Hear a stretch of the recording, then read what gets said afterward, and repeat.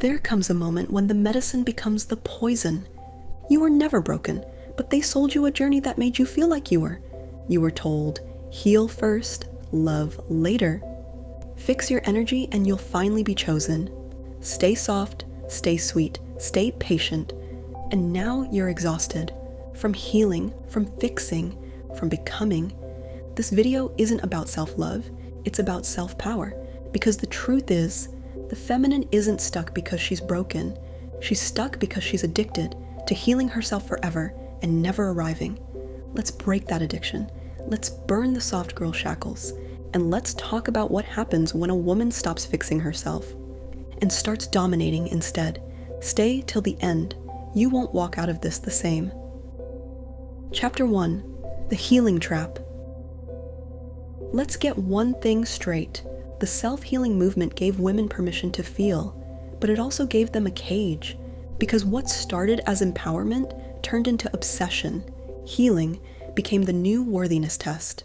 Did you meditate today? Did you do your inner child work? Did you apologize to your shadow for being mad? Healing became a checklist, a punishment disguised as progress. And here's what they don't tell you. You will never feel healed if your identity depends on being the girl who is still healing. Why? Because identity is self-preserving. If you are the work in progress, you'll subconsciously reject any sense of completion. Because completion kills the only version of you you've ever believed you deserve to be.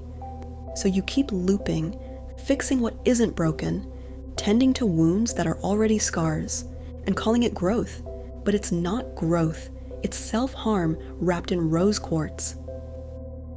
Chapter 2. The feminine need to be good enough. The healing addiction isn't about health, it's about identity hunger. Let's go deep.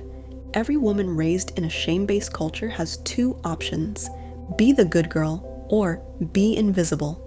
So we choose to be good, and we learn that being good means not being angry, not being loud, not being too much, not wanting too much, and never ever being enough. Healing then becomes the socially accepted path to finally being enough. But here's the lie. You don't heal because you love yourself. You heal because you believe you're still not lovable until you're perfect. You've made peace into your prison. You've made softness your personality. You've made self-forgiveness your currency to earn male approval. And you think it's spirituality. But what if healing is just patriarchy rebranded? Chapter 3. The Psychology of Emotional Self-Imprisonment. Let's talk about trauma theory and emotional addiction. When a child grows up emotionally neglected, they become addicted to the process of trying to earn love. That process becomes soothing, even if it's painful, because it's familiar. Now translate that to adult healing culture. Meditating until your rage is gone. Writing letters to your inner child until your throat chakra finally opens. Staying single because you're still not ready. You're not healing. You're re-traumatizing yourself by keeping the wound alive. This is called a repetition compulsion. Freud coined it. Jung expanded on it. It's the unconscious urge to repeat an early trauma in hopes of changing the ending. But healing doesn't come from changing the past. It comes from dropping the identity that was built around surviving it. What would happen if you stopped identifying as the girl who's healing? What would happen if you let that version of you die? That's the real trauma release. Chapter 4. Why healing never leads to power. Let's drop the fantasy. A woman who is always healing will never threaten the system. She'll overthink every word. She'll apologize for her anger. She'll shrink in her boundaries because she's afraid it's a trauma response. That's not power. That's self-doubt in a spiritual outfit. Because the more she heals, the more she questions whether she's ready to rise. Healing becomes a leash. Power demands you cut it.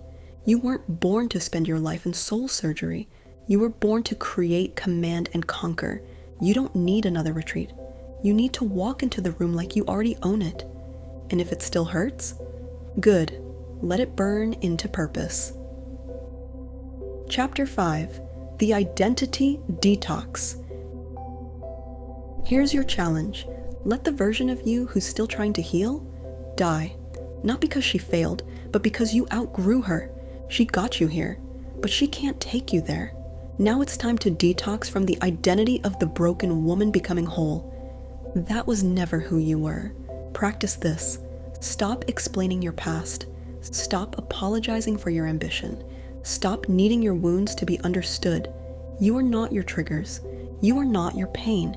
You are not someone waiting to be chosen once she's whole. You're the storm. You're the climax of your own myth. You're the kind of woman who walks in unhealed and still owns the damn room. You've healed enough. Now dominate. You've apologized enough. Now intimidate. You've fixed enough. Now disrupt. This is your permission slip to stop explaining, stop fixing, stop softening. You're not here to be perfect. You're here to be powerful. And if that scares them, let it. Drop a comment below. What version of yourself are you ready to bury?